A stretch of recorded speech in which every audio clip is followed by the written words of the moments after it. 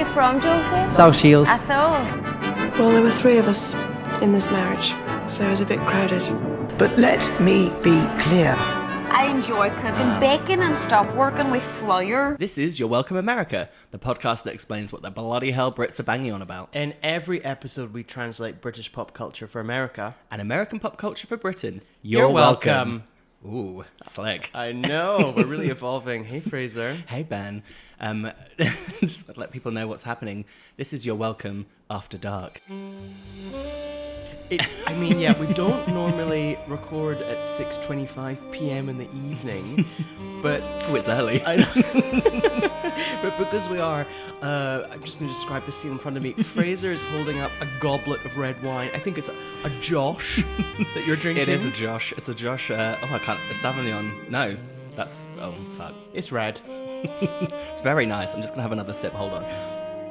Oh, lovely. Oh, there you go. Oh, lovely. There we are. How you been? What's going on? I've been great, thank you. Speaking of wine, last night I had a great time. I took myself alone to the ArcLight in Hollywood, the cinema, and went to see Spider-Man by myself. I had 2 glasses of Chardonnay during the movie. I had a lovely time. I decided to just not have dinner, and I just went to the cinema, and for dinner I had 2 glasses of Chardonnay and a packet of Reese's Pieces. Oh, that's quite a diet. How have you been? What's going on? I do have a prop that I want to talk you through. So you know how in previous episodes we've talked about how we're now CrossFit gays? Yeah. So in celebration of that, I bought like the very special CrossFit, trainers, translation sneakers for training. Okay, so I thought if I'm all in, I'm all in. Yeah. And so I went on, the website, the Nike website, and designed them, chose the colors. They finally arrived. So excited. I'm just going to show them to you. This is not a sponsored moment in the episode, by the way. Okay. Although we'd love Nike money. I'm just going to show them to you. There they are. Ooh, they're nice. Anything you notice about them? Maybe the size of them? Oh, they do seem very small, but you're very small. They are a size 4, and I wear a size 10. I need to look at guys. You are a size 10. I'm a size 10, US 10. Oh, okay. What's the US 9? Oh, okay. US 10 is a UK 9. Do you know what? I genuinely thought that it was not there. These were completely your size. I imagine you having dainty little feet. Oh, I've got stompers. Real stompers. How did you end up getting a pair of children's shoes sent to you? No fucking clue, but can I return a pair of children's shoes that I designed? Not sure. So that was a wonderful moment this weekend. I got told at CrossFit, because I'm so old, that I have to wear wrist supports because my old brittle boned wrists can't handle holding the, what's it called? The bar with the weights on they it. They might just snap. Yeah, exactly. Snap back. Anyway, what else is happening? It's pretty hot at the moment, isn't it? Oh, yes, it is. So this morning I went to farmer's market and I bought you those cookies that you've been chomping down on. Delicious. It's really good. So there were about three cookies in there. We gave one to Jessie. I think right. 3. Yeah, there was kind of a couple mashed together as what I was eating. How much do you think those 3 cookies cost? At the farmer's market? Yes, it's a bit of a trick question, but yes. Okay, $5? $20. Excuse me? Here's the thing. I actually rounded down. I was going to say $6, $2 a cookie, and I thought that's actually that's kind of okay. $20 for 3 cookies. I got duped. What are they made of? Because here's the thing, hope and charity. Because lies. There was lies. There was a whole table of these lovely ladies who were like, hey, come, we're doing a fundraiser. We're trying to stop Trump. And so I got duped into buying. So I chose some things, and I thought of you. I was like, "Oh, I'm sure Fraser will want a cookie later." So I chose 3 cookies, and I only had $20 on me. So I handed over $20. It was like a charity bake sale. And then they just took it. They're like, "Thanks." And I was like, "Oh, no." I was thinking like $5, but you can't take back. You can't, because then imagine if you take them back, and then it would be like on CNN tomorrow. It'd be like President Trump almost impeached, but $15 short because of cookie fund fraud, and then it would be you driving off in your fucking Jeep, waving the cookies at the sky for $5. $15 happily in my wallet. But here's the other thing as well. I've no clue how they're intending to stop Trump. It's not as if there's a charity that does that. We should say what the podcast is about. We should. This is Your Welcome America. In every episode we translate British pop culture for America and American pop culture for Britain. You're welcome. Every episode we tackle 2 topics, an American topic and a British topic. Yeah. We talk at length. we go off script and we work out the UK or US translation. Especially in the After Dark edition. Once I finish this goblet of wine, I'll be going truly off script. He says, and punctuating that with a sip of vino. Oh, by the way, we've had some feedback. Of course we have. Of course we have. We've got a Weatherspoons update. Ooh. Weatherspoons update from Jason Mitchell in London. He tells me that I have definitely been to Weatherspoons. Well, my friend Ollie is going to be very happy to hear that. So apparently when we used to work at MTV in the UK, we went to the Lloyd's #1 on Camden Lock.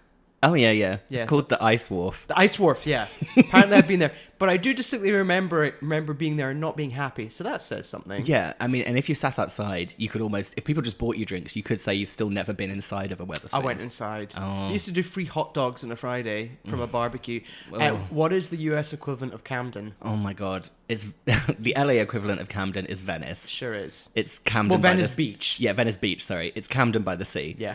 It's the same t-shirt shops and bullshit as Camden.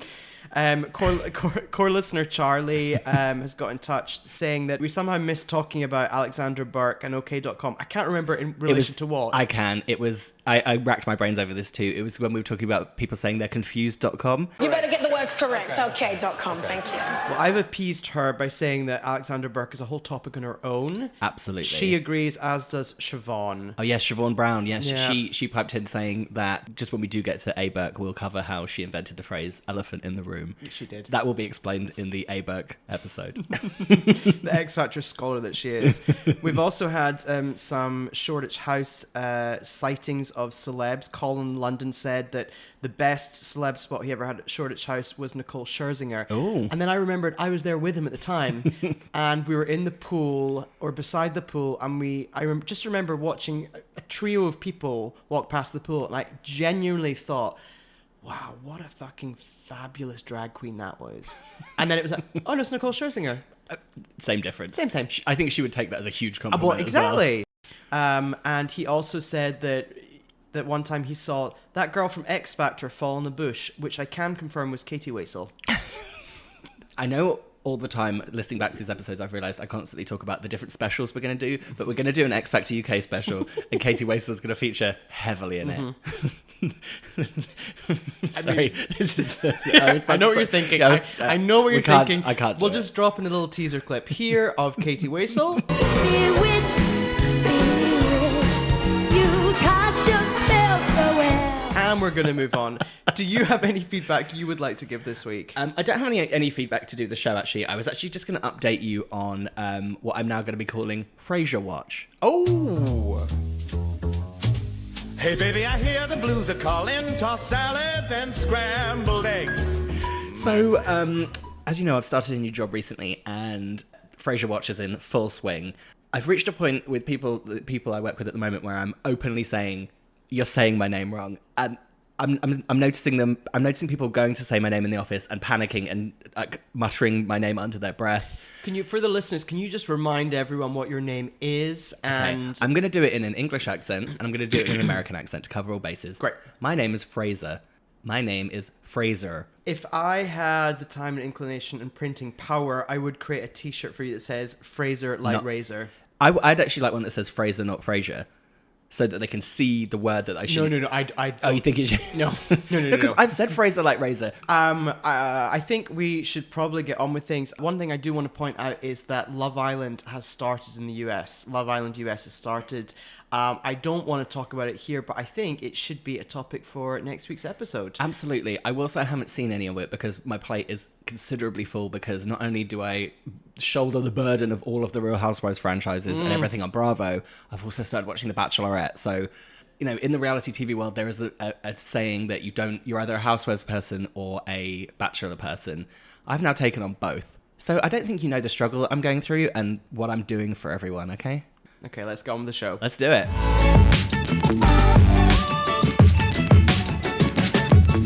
This is You're Welcome America. We're back. We sure are. Ben, you're up first. What's Okay. going on? I actually don't know this week at all. So We don't know tell me. each other's topics this week at all, so it's very exciting. So I'm going to be talking about medieval times. Ooh. Ooh. You've really got me there. Medieval times. I thought, how do I describe what this is? And I went to the website, and I tell you what, The bullet pointing in that website, wonderful. Let me read out these 5 bullet points. 2-hour medieval jousting tournament. 6 competing knights. Real weapons. Beautiful horses. Live flight of the Royal Falcon. Oh, God.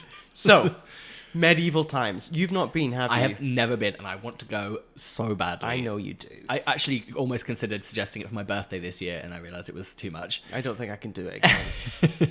So medieval times is, I mean, it's those 5 bullet points I just read. It's in a place called, well, there are lots around the country in the US. Only one in Canada, in Toronto. Don't know what happened there. And you go and you sit in like a giant indoor arena and you watch a themed night display involving costumes, horses, and some sort of storyline that is a little tenuous, but there is one. So I first became aware of medieval times. I know a lot of people say, oh, it's featured in Cable Guy, the movie Cable Guy. Yeah. Because apparently Jim Carrey and Matthew Broderick go, I mean, boring. I tried to watch a clip of that earlier. The only thing that's interesting is Janine Gruffalo. Have you never seen the Cable Guy? I have, but is it worth watching again? No, it's like, I like Jim Carrey films from my childhood, and some of them, like Ace Ventura, there's got some real questionable elements to it once you become a grown-up, but I still stand by the fact that Liar Liar is a great movie. Fair. And The Mask is still funny. Okay. Well, I mean, the Cameron Diaz scene in The Mask. Just flawless. Beautiful. So I first became aware of medieval times not from Cable Guy, but from the Osbournes. Because there's an episode, I think it's Kelly's birthday, and they all go to watch, medieval times. And she's there and she's wearing like a crown in her head and her hair's pink at the time, whatever. And then I'm pretty sure on the way back, they go through the drive-thru at McDonald's and Jack gets excited because the McRib is back. And then Kelly mocks him for getting excited at the McRib coming back. So do you remember the episode of The Osbournes, again, where it was Kelly's birthday and they go to Vegas and the editors did her really dirty and they did that full cut of her just constantly going, "It's my birthday."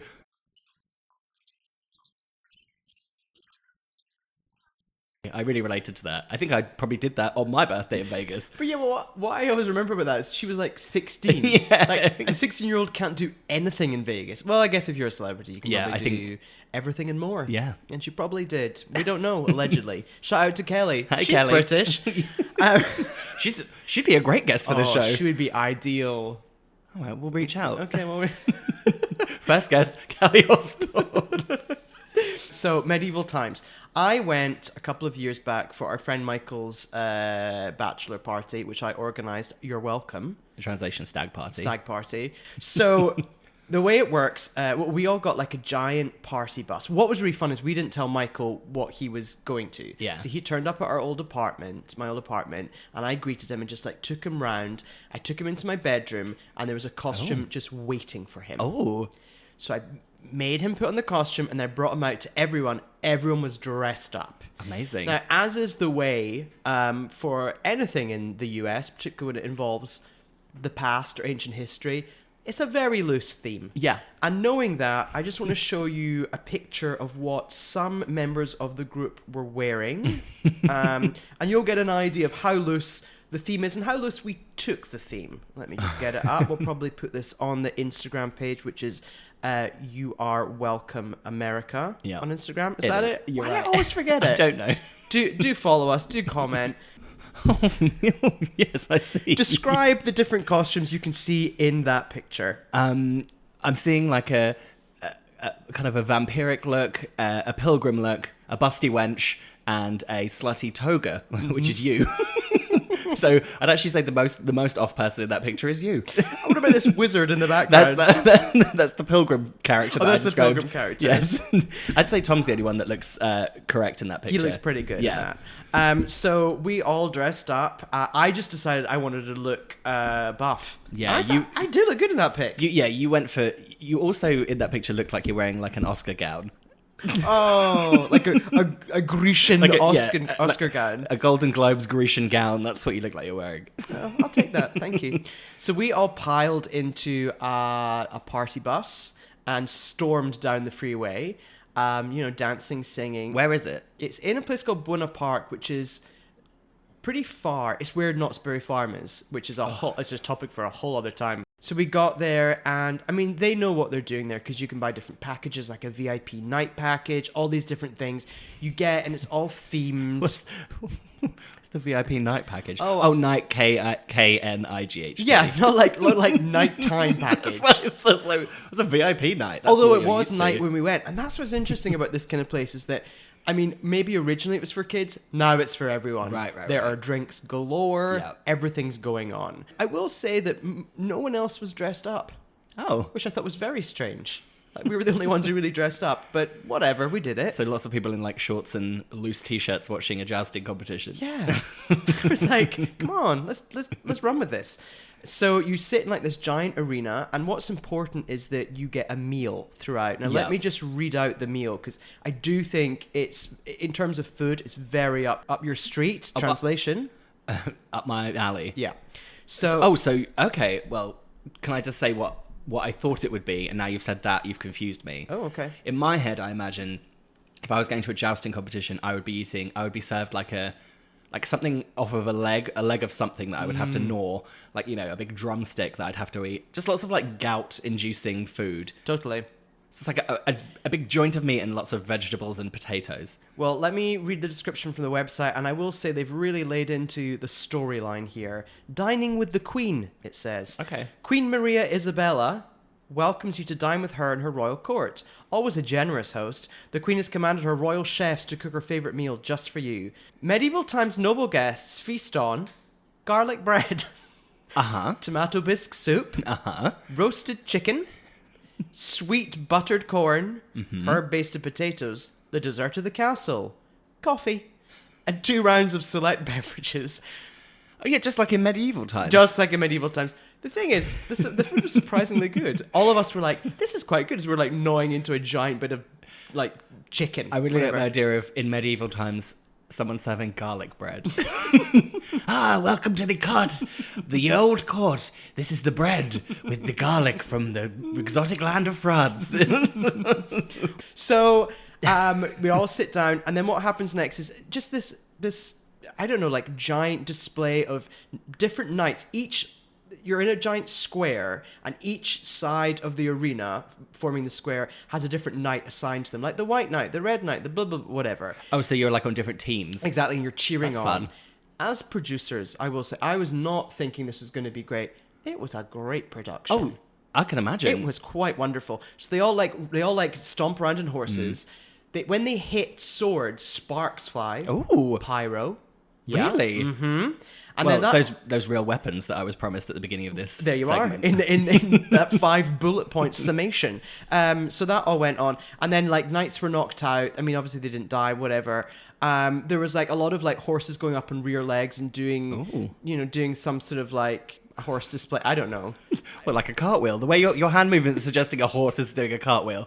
I just had a horse. I had that quite a wine's few kicking in. medieval libations. I You were will like, say. the horses are doing cartwheels. That happened, and then in the middle there was sort of like some sort of a queen came out on like a throne. There was a lot of questionable accents. Do you know what? You completely preempted. That was the question I was going to ask. How are people talking at this thing? Because much like Burns Night, the Burns Night supper that we went to, I'm very worried about how people sounded. It was, and I think we'll save Burn Supper for when it is Burn Supper next year, but this is giving me major Burn Supper flashbacks. There was a lot of people just like with ye olde voices. Yeah, do you remember at Burns Night, I said that woman was doing a pirate wench accent? Oh yeah, there was a lot Full of pirate that. wench. And bearing in mind, you've just seen the picture, and our friend Victoria was just dressed as a pirate wench.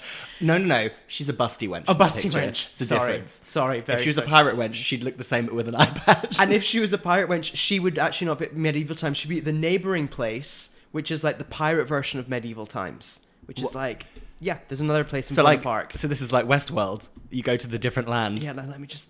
Pirates Dinner Adventure. That's the other one. But whatever. Yeah, I don't feel good about the thought of a pirate dinner adventure unless it's set in water. I think You know, there like is... the Waterworld stunt show. I do think at there are Universal. jets. Oh yeah, it looks pretty good. I bet something goes up in fire and then the water happens.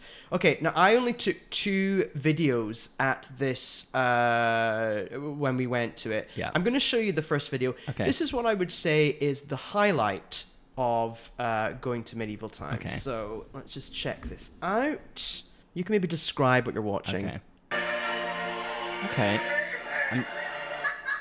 I'm seeing a man swinging something around in his hand. Oh, I'm seeing a falcon display. Oh. Someone saying, serve that falcon, queen, is what I just heard. Pretty majestic. Okay. It's a little hard to see the falcon in that footage. Oh, wow. That's a beautifully lit shot. There's just a picture, again, we'll put it in the Instagram, at You Are Welcome America, and it's a man bowing, like spotlights all over him, and the falcon just regally on his arm. I'll be honest, the composition of that picture is actually very, very attractive. It's good, isn't it? But it also, what shocked me about seeing that is how kind of un-medieval the stadium looked in that shot. What? No, not that. No, in the previous one, it looked very like a monster truck rally. Well, I think when the horses need a rest, they just bring in the monster trucks. Yeah, absolutely. And I forgot. Oh, everyone gets paper crowns to wear. Oh, of course. Speaking of which, I know that this is a strange departure, but monster trucks. Something you revealed to me since we moved to America is that your dad once owned a monster truck. Am I correct? This is very true. Now, for anyone who's met my guy, also called Frazer. Yep. My dad, who we refer to as my guy. When we were growing up, he was a car salesman, and he had a car garage / garage, UK/US translation. Dealership, sorry. But he sold Subarus. Yeah. But for some reason, he got into his head that it'd be a really good idea for like publicity to buy a giant purple monster truck and like have his name put on it. My dad, he's not like a big bro-y guy, particularly because my guy's a bit older, and he's quite a small man. Also wears the same size shoe as me. Fun fact. But yeah, so we had a monster truck for a while. What I like is the idea of him doing promotion for the dealership by driving around Glasgow in a monster truck. You know, like crushing cars, people screaming as they run on the pavement, and him just being like, buy a car from me. Well, you know, if your car's being crushed, you need a new one. So back to medieval times. So here's some choice picks you can see. But I do want to play one other video for you. Let's see how this turns out. Oh, so this is your knight that you were supporting. Yeah. Is he the White Knight? Oh. Oh, wow. Did he just throw a rose into the crowd? That Michael caught. Wow. And was there a homophobic remark made after that? Well, here's the thing. What we just watched was our knight, the White Knight, who won the competition at BT Dubs. Obviously, I was very thrilled about that. At one point, they all go and like throw a couple of roses into their section. So Michael, whose bachelor party it was, he caught the rose from the man, and then the knight was very unsure what to do next. Yeah, well, it's not in protocol. Not in protocol. Yeah, protocol. I don't think there was ever a gay knight. No, of course not. Apart from Jordan Knight from New Kids on the Block. Oh. You're welcome, everyone. Very funny joke. So that is really took the wind out of your sails with that joke, didn't I? Because I thought you were going to say, what was her name who sang... Beverly Knight? Gotta turn my car around. Alexis Jordan. Why was I thinking her? Just a night of pop music. Yeah, exactly. She should be knighted. Arise, Lady Alexis Jordan. So, I mean, that was pretty much my experience of medieval times. I did a Google of celebs, because as I said, you know, Kelly Osbourne once went with the Osbournes. Celebs who've been to medieval times. Ooh. The only celebs I could find, pretty shit. There was Sean William Scott. He's not shit. A.K.a. Stifler from American Pie. Definitely had a crush on him growing up. Me too. Yeah. And then I found a video of, it's just called, I didn't watch it, you'll see why. It's called Post Malone Dreams of Meeting Ed Sheeran at Medieval Times. No, thank you. Yeah. We're not going to play it. 407,000 people have watched that video, but we're not going to. I'll be completely honest. I know who Post Malone is, but I don't know what any of his songs sound like. And I don't care because I don't like male singers or male rappers. Deal with it, everyone. Okay, Fuck there off. we are. Okay, so what are we talking about with a UK equivalent of medieval times? Well, I've really struggled with this. Yeah. Because what the fuck do you say to this? Like, this bullshit would not fly in the UK. Because mainly medieval times, well, there were medieval times in the UK. So people would think they're going to like a history show with horses. Or it would all be wrong and people would get angry. Well, the UK equivalent would... The food would be disgusting because it would be medieval, like, slop. Yeah. And you'd be served by, like, a toothless, you know, wench. And then the knights would, like, genuinely, like, murder each other. And it would be, like, a horrible, horrible thing. So I And you'd get the plague. I think the UK equivalent of medieval times is going to see a pantomime. Okay. Because both kids and adults Yeah. go. Yeah. There's audience participation. Yes. And it's kind of ridiculous. It's a shame that at a pantomime you don't get to eat and drink during the show. Oh, I don't know. I mean, I'm sure at a pantomime in the past, I've definitely had a giant, like, you know, one of those square boxes of Maltesers that slowly melt throughout the show. When was the last time you saw a pantomime? The 90s? Yeah, I think mine was in the 90s. I remember seeing Aladdin in Norwich, and nothing filled me with more dread than the moment that they started pulling children on stage. And I remember grabbing my mum's hand, looking directly into her eyes, and just saying, I don't want to do that. Oh, wait, how would you describe a pantomime to an American? A pantomime is a show that is put on around Christmas to the end of like February, where it is like a fairy tale, so like Jack and the Beanstalk or Aladdin or any kind of like children's kind of property is put on as a play, and someone, for some reason, a character is always in drag, which has been the same since like as long as everyone can remember. Yep. And it's like Widow Twanky from Aladdin.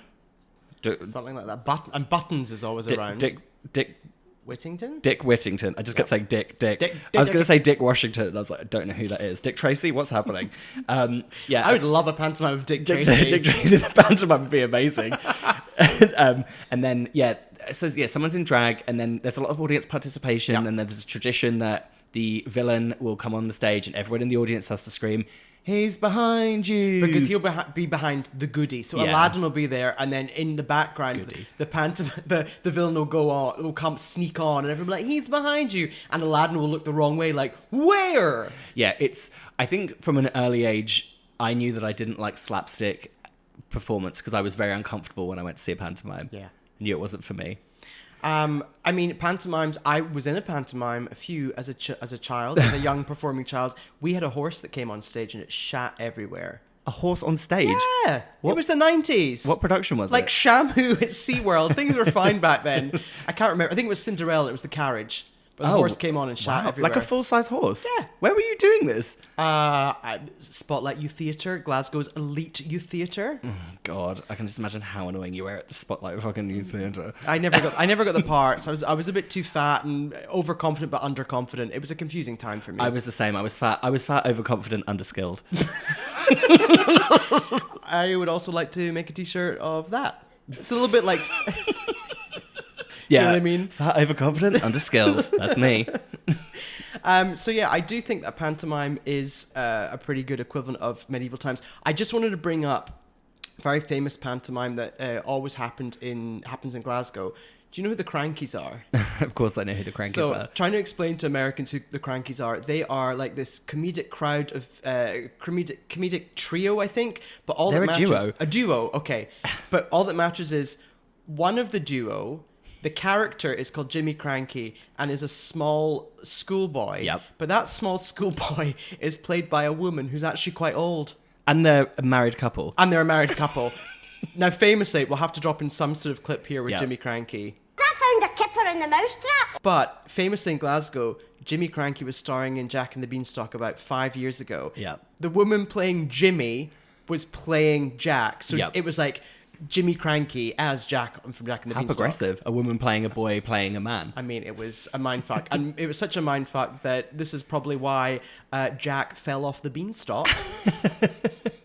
And they had to stop the show. And then for quite a while, it was like, oh, I was there. I was at the show where Jack fell off the beanstalk. It was quite a time in Glasgow. Also, I just want to say, have you ever heard my impression of Jimmy Cranky? No, go for it. Okay. And it's my impression of Jimmy Cranky after he fell off the beanstalk. Okay.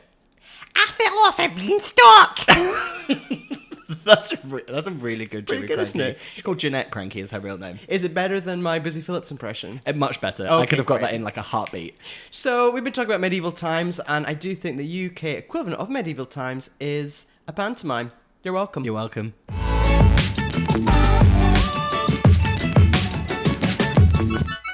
This is Your Welcome America, and every episode we translate British pop culture for America and American pop culture for Britain. You're welcome. Okay, we have done my topic now. It is time for your topic. Something British. Fraser, what are you talking about? Well, you can't get more British than Katrina, Amy, Alexandra, Alexis Price. Do you know who I'm talking about? That's right, Ben. I'm talking about Katie Price. Whoa. Strong choice. I'll let that soak in for a second, okay? AKA Jordan. Okay, so as always, I'm going to read just the Wikipedia description for any American listeners who might not know who Katie Price is. Great. Katrina Amy Alexandra Alexis Price, previously known by the pseudonym Jordan, is an English media personality, model, author, and businesswoman. Sure. She fucking sure is. She means business. She really does. So, for anyone who doesn't know who Katie Price is, she burst onto the scene in the in the kind of late 90s because she was kind of spotted and appeared on page 3 of The Sun. So just to explain what that is, in the UK we have a tabloid newspaper called The Sun, and traditionally up until only a few years ago, page 3 would always include a topless picture of a model. Katie Price kind of came to fame in the late 90s under the pseudonym Jordan as a page 3 girl. So in the UK we have a term called glamour model, which essentially is like a sexy female model who does like topless or like kind of racy photographs for like, you know, magazine spreads or like appears at like a trade show of some kind. And there was a real phenomenon of the late 90s, early 2000s, early noughties of a glamour models really kind of becoming personalities. So Jordan, as she was known then, was kind of, she was like a very attractive topless model for The Sun. And she really kind of burst out of the scene because she had really, really large breasts. She then kind of became like a media personality. She got into some high profile relationships of the time. But one of my favorite early relationships of hers was with a boy band member from a boy band called Another Level. And she was with Dane Bowers. Dane Bowers, you might remember from previous episodes because he featured on Victoria Beckham's debut solo single. So one of my favorite things about their relationship is after they broke up, Dane Bowers released a solo song that featured a lookalike of Katie Price in the video, very equivalent to Cry Me a River by Justin Timberlake. And the song was called Shut Up and Forget About It. A really direct title.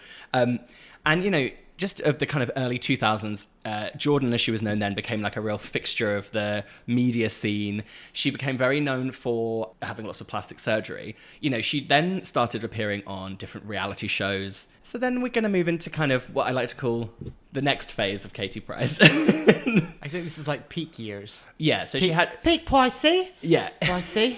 That's the other thing. She has a very distinct way of talking, which is almost impossible for an American person to understand. It's sort of, she's a little bit lazy in what she says. Yeah, and everything's like kind of like that, and like she sounds like she could be on like Love Island now, but she's like the original person that's like that. And she refers to herself as Pricey. I don't mess with Pricey.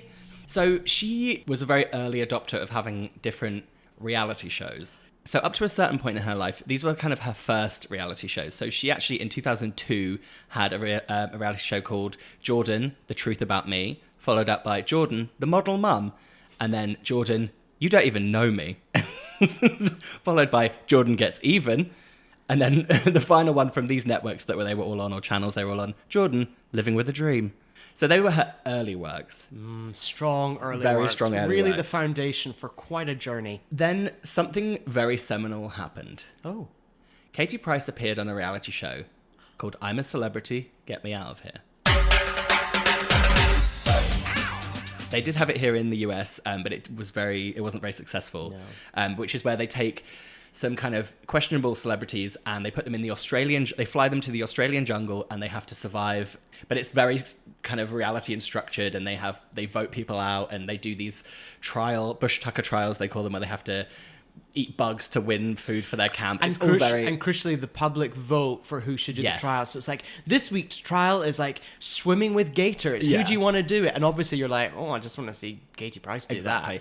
And she iconically went on the show and decided that she didn't want to do her hair for the entire time that she was on I'm a Celebrity. So she went and got cornrows before she went on it. So she just spent the whole time with just full white woman with cornrows. I mean, again, it was a different time. It was a different time, and it was a good idea technically because she just didn't have to bother doing her hair. It just was questionable. I think that's a perfect example of something the Pricey might do. Yeah. It's like, it's kind of sensible, but also wrong. Like, she's very no nonsense, and everything's like 1 + 1 = 2. It's like, I like that guy, I'm gonna marry him. Yes, exactly. But then they'll get divorced. So you've brought me very nicely onto this subject. So while she was on I'm a Celebrity, she met a fellow celebrity on the show called Peter Andre.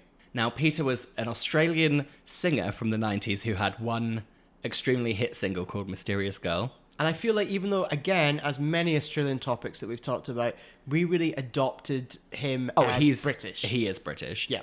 So they iconically met on the show and fell in love on the show and had a romance kind of on camera, then left the show and became a real-life couple. And that's where Katie Price went from being Jordan and became Katie Price, because they fell in love and then they became this insane, popular, like, media couple, which then spawned... So there's a network in the UK or a channel called ITV2. Where Love Island exists. Which is where Love Island, exactly. Shows like Love Island live on there. And basically ITV2 just commissioned endless back-to-back seasons of different reality shows about the two of them. So I'm just going to read you some titles of the shows, and then I've got a little game for you. Ooh.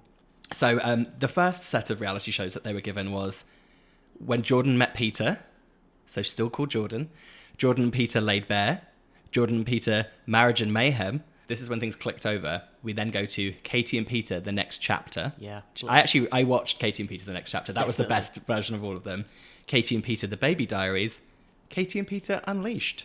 What does that mean? Where did they unleash them? Well, funny I asked that.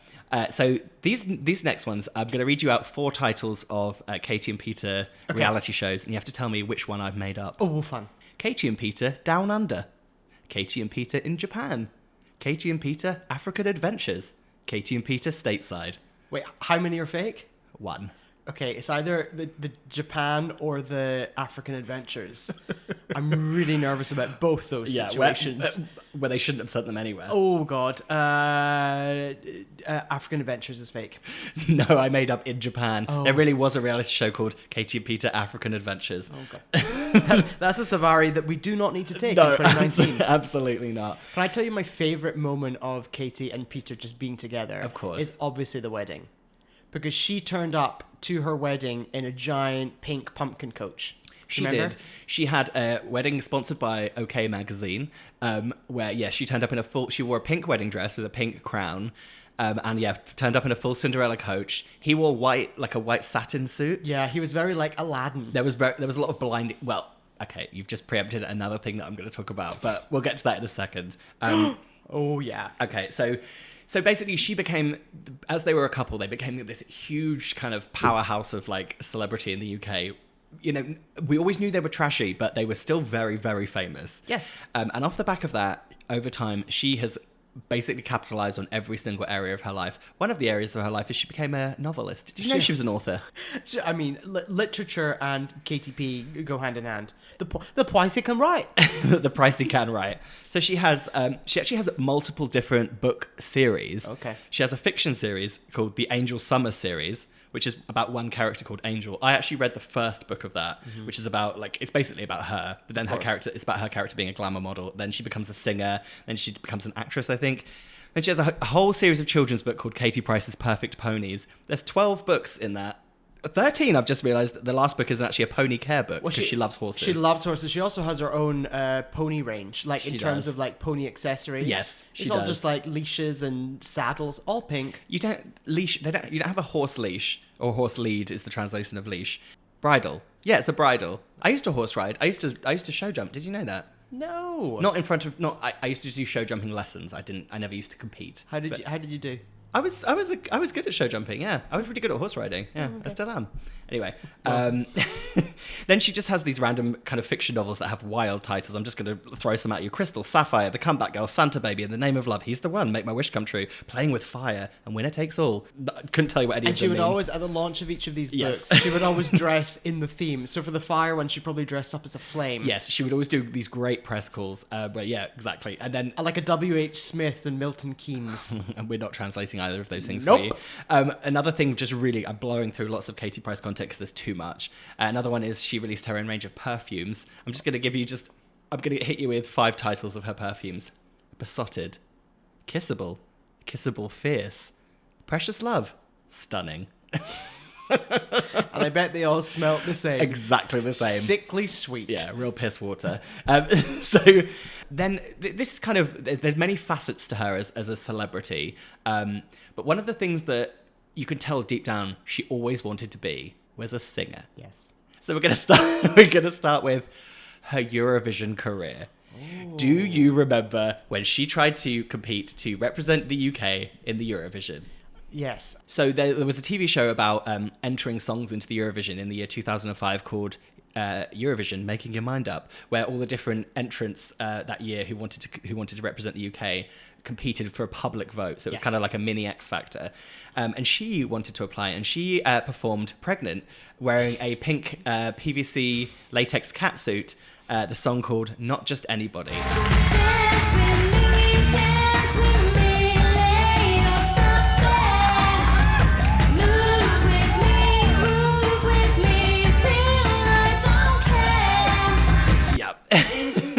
But what's wonderful about Katie Price is that if you interviewed her live after that performance, she'd be like, well, that wasn't very good, was it? She'd be like, oh, that was fucking shit. It doesn't matter, though.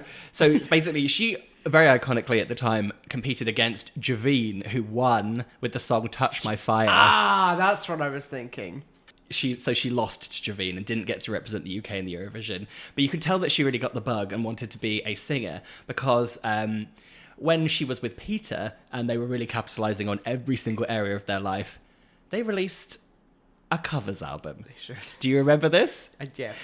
So they released a covers album which began iconically with a performance on Children in Need of their cover of A Whole New World. The thing is, you can't bash... Children is like a charity show in the UK, a charity telethon. You cannot bash anyone when they go on like a telethon to do something. Of course not. So it was very good on their very part. clever, a shrewd move. However, well done, Pricey. However, there is a video that exists on YouTube which might not be real. So basically, someone claims that they have got the un-auto-tuned version of their vocals from it. And actually, I will say it's worth listening to the whole video because if it is a fake, then the Peter Andre fake vocals are very convincing. But I'm going to just play you a very wonderful moment from the un-auto-tuned, apparently, vocals of Katie Price singing A Whole New World. A whole new world, a new fantastic point of view. No one to tell us no or where to go. Oh, stay, we're only dreaming. A whole new world, every time a surprise. Every moment. The best part about that video is if it is a fake, they've got her accent doing the singing. It's so clever if it is a fake. I think it's real, but it's very funny. I think it's real because that's what like someone who was just black... Because it's not awful. No. She's actually got like good power and like good. She's like just a little hint off of being in tune. Yes. She's really not terrible. Yeah. But by being just a bit off, she's terrible. So I will say, did you know what other songs were on the Katie and Peter covers album? Especially for you? No, they didn't do Especially for You. Okay. It was all duet covers. So they did a cover of The Best Things in Life Are Free. I do remember that. And they did a cover, my favourite one on there was a cover of Endless Love. Very funny. But also me and Call Lister Charlie, me and CLC, we like, I think maybe she got it for free or something from like a press event. And me and her loved listening to the album. We thought it was very fun. So that's a bit about that. There's kind of almost too much to cover for Katie Price, and I think I've gone over my time. But one important thing is to note that I think in 2016 she became a panelist on Loose Women, which we're threatening every single episode to do our Loose Women special, but it is coming. It's coming. Get ready to get loose. How is she now? I want like an update of how she is now because I think, she's been through how many divorces now? Well, this is it. How many kids has she got and how many divorces has she got? So she famously has had a very tumultuous love life. She's actually only been married twice. She's had a lot of high-profile relationships, and I think she has 5 kids. I've just tried to count, and I think I've miscounted again. Well, how is she now? How is she today? Because I do worry about her. Her star has faded. Yeah. She's, The thing with Katie is that she's really likable. Yeah. She's one of those people who, in the British British celebrity world, she makes lots of mistakes, but you can't hate her for them. Because like even when she's got into relationships, she'd be like, yeah, but I loved them, so I had a baby. And you're like, well, okay. This leads me very nicely onto what I was going to say next, is I once worked with her. I was going to ask if you'd ever met her. I have not. It supports exactly what you're saying. So I was filming the show, no need to go into details, but we were filming a sketch where it was her and the host of the show that I worked on, and they were meant to look like they were going camping. She actually, when we agreed to get her on board on the sketch, she said, why don't you just do it in my garden? Because she lives in like lots of kind of farmland. She's like, just come and do it in my garden. It'll look like we're in the woods. Oh. I'll be at my house. So we arrived at her house. It was insane. She lives on this kind of farm. She has a pink horse box, all these horses. There was just lots of people around. I met her then boyfriend at the time. Do you remember the Spanish one called Leandro? Do you remember him? No, don't remember She had him. this Spanish boyfriend for a while who didn't speak very good English, and I had a really awkward conversation with him where he was speaking to me in like broken English, and we weren't communicating. It was very awkward. And then basically I went into her kitchen because I needed to get her to open. I needed to get her assistant to open like a gate, and I hadn't seen her at this point because she was upstairs getting ready. And I just was in her kitchen, in her house, talking to her assistant, and I just heard this voice, and she's like, her assistant say was called like Karen. She's like, Karen, who's that? She's like, who's that flirting with you? Don't let him flirt with you, Karen. And did like this big cackle. And then she was just like, who are you? And I was like, oh, I'm Frazer. And I introduced myself. She was honestly like lovely.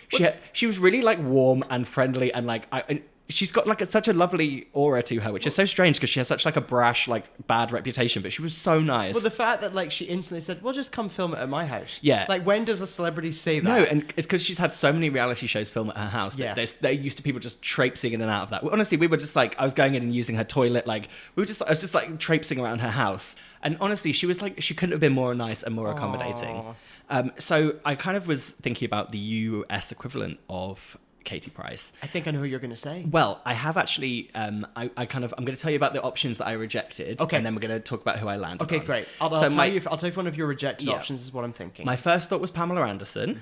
Okay. Because I was like, iconic, sexy, bombshell, reality TV. But then I thought it doesn't follow quite the same trajectory. Then I thought, actually, she's almost like a Kim Kardashian of the UK in terms of like branding, doing her life. But she's just not like, she never reached the peak of Kim K and like the prestige that Kim K has, which kind of is annoying.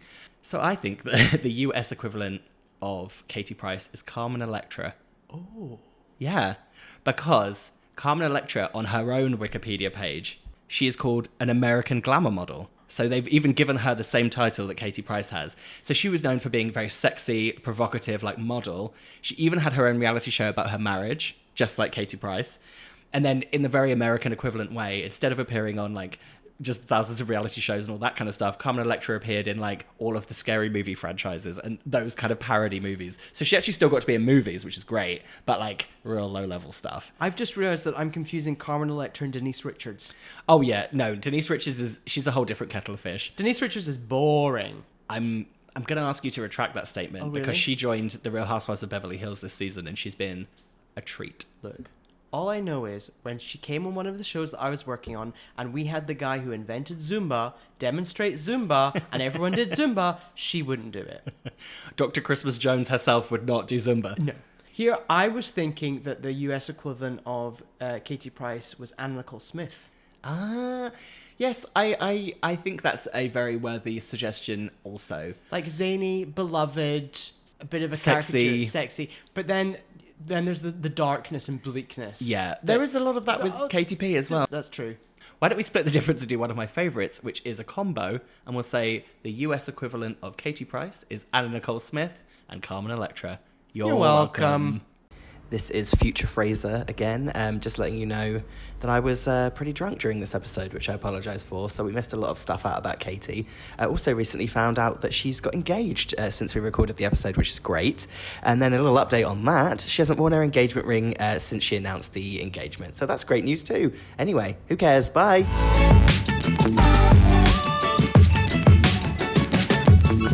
And we're back, and we're going to do our final segment, which is Welcome, Not Welcome, which is where we're going to suggest topics and work out whether they're welcome or not welcome, aka whether we like them or don't like them. Exactly. I mean, like most things we talk about in this podcast. And the things that we're going to talk about are very British or very American. Yeah. I'm going to start off by saying posting mail in your own mailbox. What? So, in America, like my mailbox outside, I can post mail in there to send out. That's insane. Yeah. Is there like a whole different segment that you put? What if you have a mailbox that's not like yours that has compartments? I don't know, but all I know is I can do it. I pop it in, I put my little red flag up, And they take it. And they take it. Where'd you get? So you have to buy the stamps. Yes. Well, I mean, that's welcome. Welcome. What a handy... Imagine... Well, that wouldn't work in the UK because you don't have post boxes. You wouldn't have the postman reaching their hand in the door and reaching down onto the mat through your front door and picking up the post to take away. Yeah. Wow. Really, welcome. Welcome. Okay, mine first is battered sausage. Welcome or not welcome? Not welcome. I'm going to say welcome. I love a battered sausage. A battered sausage is an alternative option for when you're having fish and chips. Instead of having battered fish, you would have a battered sausage. I tried to talk about a battered sausage at work this week, and everyone laughed in my face because they thought I was talking like a battered, like a battered... A beaten up sausage. Yeah, exactly. They thought it was like a beaten up sausage, but I think very welcome. Not I welcome. don't eat fish, so for me, I have to have an alternative in a fish and chip shop. Here's the thing. I love a fish. I love a creature of the sea. So when I go for fish and chips, I'm all about that fish. But do you know what? I'm going to say it's welcome because it means that we can go to a fish and chip shop together. Yes. And also, I'm going to controversially say I've never had a battered sausage. Oh my God. Another one of these. Ollie's going to be right onto you about that. Come at me, Ollie. Come and have a go if you think you're hard enough. Was that Jimmy Cranky saying No, it? that was Mel C at the 1997 Brit Awards, receiving an award and shouting out to one of the Gallicers. Yep, okay, I remember now. Okay. My next one is saying croissant instead of croissant. Okay, that is... hang on. Which way around did you say it? Saying croissant instead of croissant. Welcome. Because the correct pronunciation of a croissant is a croissant. Well, I'd say a croissant, but What it's would still... you, so how would in the UK, what would you say? Croissant. Oh. So I would say croissant. I would say croissant. But we're both trying to at least do a French version of it. But I think this comes from the fact that in the UK, most of the time, people are kind of forced to learn French. Yes. And we're so close to France in the UK. So it's like, it's just part of the thing. Oui. Oui, oui, bien sûr. Both. That's for another podcast called Le Welcome de Française. Ah, ouais. Yeah, both. Great, what's next? Mine is getting paid by check. So in America, they love checks. Like it's 1985, people are getting paid by a paper check. People are writing paper checks. Paper checks are floating around here like it's still the 90s. At your current job, do you fill in a physical paper time card? Yes. It's insane. It's wild. There's paper everywhere in this country. They love it. Yeah. I was trying to explain about, direct deposit, as they call it, or direct debit, where you just get paid into your account. I was saying to them, since I was a teenager when I was working, money was just put into my bank account, and they were like, oh, I don't like it. So anyway, paper checks. Not welcome. Not welcome. Okay, my final one, pantomimes. As I have previously said on this, for me, they are very much not welcome. I hate audience participation, and I don't like slapstick. They're not welcome. Not welcome. Although, Jimmy Cranky falling off a beanstalk, Of course. welcome. And also, did you know that Pamela Anderson was in Aladdin in Wimbledon last year or the year before? Get that check. So my final topic is, welcome or not welcome, village fete. Did you ever go to a village fete when you were younger? No, they weren't really a thing they were less of a thing in Scotland. Are you kidding me? We had like agricultural shows where like farmers and everything. And that's where my dad took his monster truck. No, we used to have agricultural shows as well because I'm also from the country. It was called the Norfolk Show, where exactly it was just all tractors and cows. No, I'm talking a village fete is where in the village where I lived, which is essentially a very, very small town. So we would have these village fetes where the whole village would get together and there would be stalls where people would sell food. And there was games for the kids. There was always Splat the Rat. Do you know what I'm talking about? Splat the Rat? Splat Oh, the Rat. totally. Yeah, exactly. And I loved a village fete. So for me, and actually, I think I said this on a previous podcast, at my school, we used to do maypole dancing, and we used to perform maypole dancing at a local village fete. So really, fete for any Americans is spelt F-E-T-E. And I just also want to point out... It's a French word. It is a French word, croissant. I also want to point out that maypole dancing is pretty different from pole dancing. Pretty different. I think I can still do both. Village fates, welcome or not welcome, welcome. Welcome. So there we are. We should say, if you want to get in touch with us, do go to our Instagram page. You are welcome, America. Yeah. Leave a comment, leave a question, anything you want. Also, follow us on Spotify podcasts. rate and review us and subscribe on Apple Podcasts. There's Google Play, Stitcher. Oh, no, don't mention those ones because those aren't. No one does those. Still got 0 listeners on those platforms. Well, exactly. Why are you mentioning them? But on Apple Podcasts, if you leave us a review, and you can like write a review, and you can also ask for a US or UK equivalent of something. Yeah, and you can still pay us $12.50 each to advertise yourself on the podcast like Teddy. That's true. This has been an episode of You're Welcome America After Dark, apparently, because you won't tell by the time you listen to this, but a lot of slurring and things have been cut out. This is going to be a nightmare to edit for you. I know, I'm embarrassed. I've drunk too much red wine. Bye! Bye! You're so far up your ass, I think you can smell your own sheets. Where are you from, Josie? South Shields. I thought. Well, there were 3 of us in this marriage, so it was a bit crowded. But let me be clear. I enjoy cooking bacon and stuff, working with flour.